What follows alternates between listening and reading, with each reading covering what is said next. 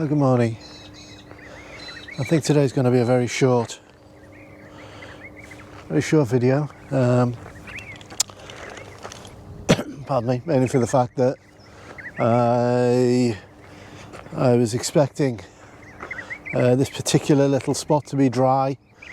There's an old wreck that you can see in front of you, I think, or you may not be able to see in front of you. You'll have to take my word for it. There's an old wreck just here. Last time I came here, which is about a week and a half ago, it was landlocked and dry, and you could walk up to it. Now it's it's in a fair amount of water, and if I'd have realised how deep that water was, I haven't checked, by the way, but it looks fairly substantial. I would have put my waders on and attempted this shot, but we'll do the best that we can, I think. Mosquitoes, they're everywhere. And Ruffy's had a lovely bath yesterday because he got filthy, and now I've come to a muddy bank, and the cycle starts again. So he smelt and looked lovely yesterday, but today, when I get him home, he's going to look an absolute mess, I know. Okay, right, let's get a move on. It's that light, it's not going to wait for us. There we go. And I'm just going to pop this on. I'm just going to give it 30 seconds just to do that first capture. I've got a feeling it needs to be a little longer than that, but we'll throw it on for 30 seconds. I think it's going to be about 2-minute exposure, but I don't mind just throwing it on just to get my eye in. Right, okay, there we go.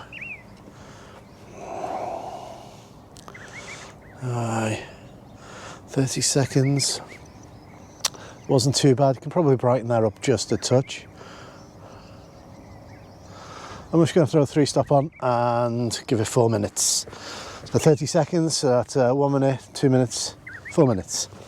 Yep, so 3-stop, 4 minutes. And just to get that movement, there's a gap in the clouds there, so hopefully this will just allow us to,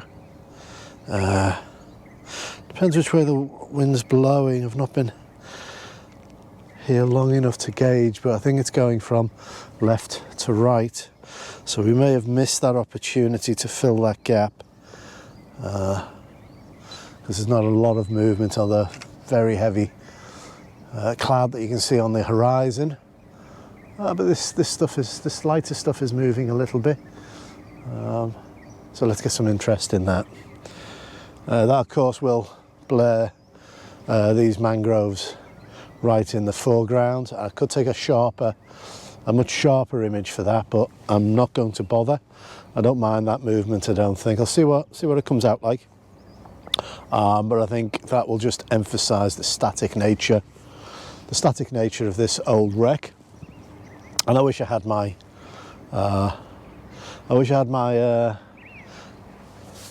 waders, but I'd rather come out and test that depth when it's a bit brighter. It does look like it goes out a little bit deeper, probably to about 3 foot. It's walkable, I think, if I take my time and just use a stick just to gauge the depth. Oops, there they go, there's the mosquitoes, and I've sprayed today, but they're still buzzing in and around my head, looking for my blood. Okay.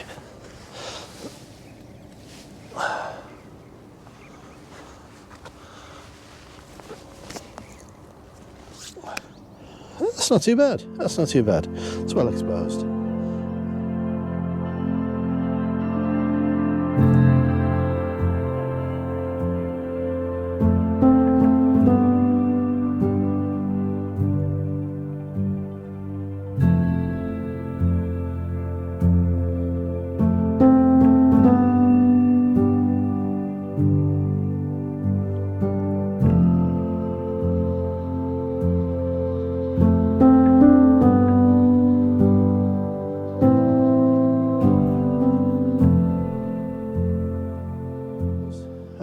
I've not really spoken much about me using the Fuji system. I used to be a Nikon shooter, the DA50, and I was ecstatic, more than happy with the quality of that particular camera. So I had the opportunity to transfer across to the GFX system, which I did. I ordered it. It arrived 3 days after I think it was the second lockdown in Melbourne, which meant that I couldn't pick it up. So it sat there for about 5 weeks. But it did give time for all the lenses to come in, and a new ball head, which you can see on here. So the considerations that I had moving over to medium format were obviously size and weight, cost, and I suppose image quality. So if I look at those in one by one, is the size and the weight is, yes, it's a little heavier than my DA50. It's definitely bulkier because it's got, as you see, I've got the 100, not the 100S. So it's got this dual battery pack built in, and also, you know, the ability to attach an EVF, as you can see here. So for size and weight, I did have to consider that. The cost, well, yes, it is a massive investment, but this is a passion of mine, and one that I felt that, you know, if I invested in the GFX system, it's going to do me for at least 10 years, maybe for as long as I'm on Earth. Hoping I'm here for longer than 10. And so image quality, I think if you were just working normally on your files on the screen, I don't really think you notice much difference in the first instance. That is until you start zooming in. The level of detail that you get on this system on medium format is just, it's just superlative. That's not to say that I wasn't happy with the files coming out the Nikon DA50, because I think that is and still is a phenomenal piece of kit. I really do. It's amazing images, wonderful color science. I've not used the Nikon DA50 now in a year, which isn't surprising given lockdown, over and over again lockdown, but yes, I've not had it out the bag. Well, I've had it out the bag and I switched it on. I took a few shots around the house just to keep it moving, I suppose. But I've not taken it out on a landscape shoot for over a year, so I think that's going to go. One of the main things that I was a touch worried about, maybe worry's not the word. It's the one thing that I had in my mind as an issue. So one of the biggest issues that we had was, or one of the biggest concerns was depth of field. So depth of field on medium format is definitely different than full frame. So f16 on medium format feels to me, I've not checked it out, around about f11 on full frame. So you can't be afraid to push that f number up, and I regularly photograph between f16 and f22. They're that's my usual go-to. It handles that very well.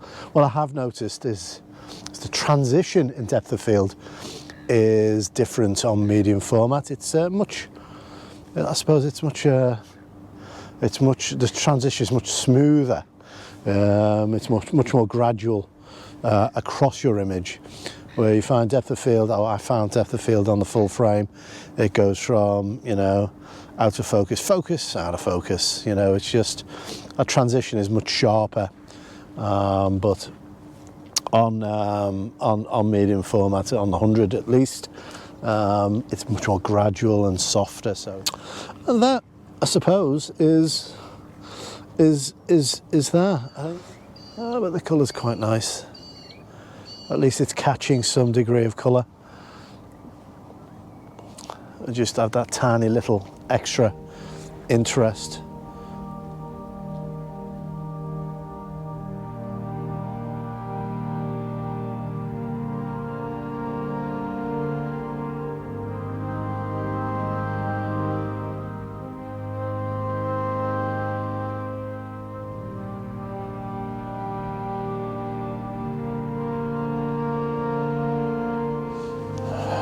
Right up over here.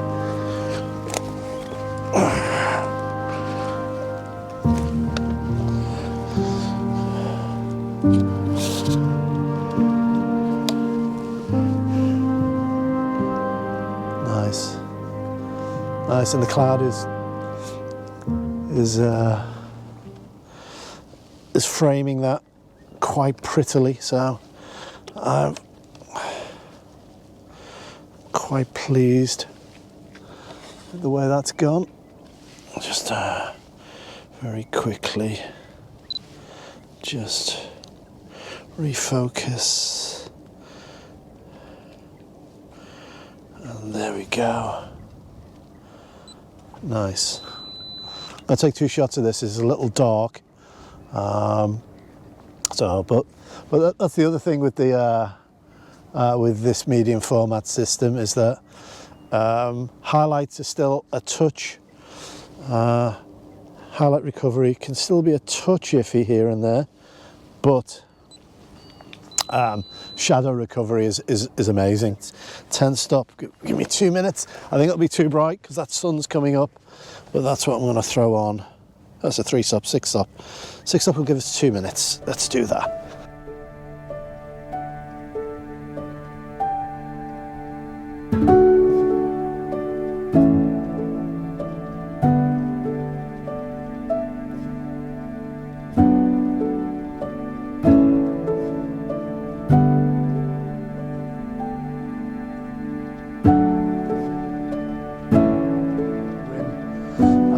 I've got the sun just in on the left hand side. Really I wanted the impression of that light, but I want the light to rim back left hand side of this old boat. But lovely, lovely. That's quite nice. Yeah, that's nice. I quite like that. This is going to purposely blow out that light, so I want to try and doing a 60-second exposure for the shadows now on this boat. I probably won't need it. I can probably raise it from the previous shot, but I think I'll give it a go. The light's very pretty on that boat, I have to say. So what I'm trying to capture is, because I'm shooting into the sun, the wreck will be in silhouette. So shooting into the sun, a longer exposure, just so I can get the detail in those shadows. And that's actually quite nice itself. And I don't mind it actually being blown out. That's quite pretty.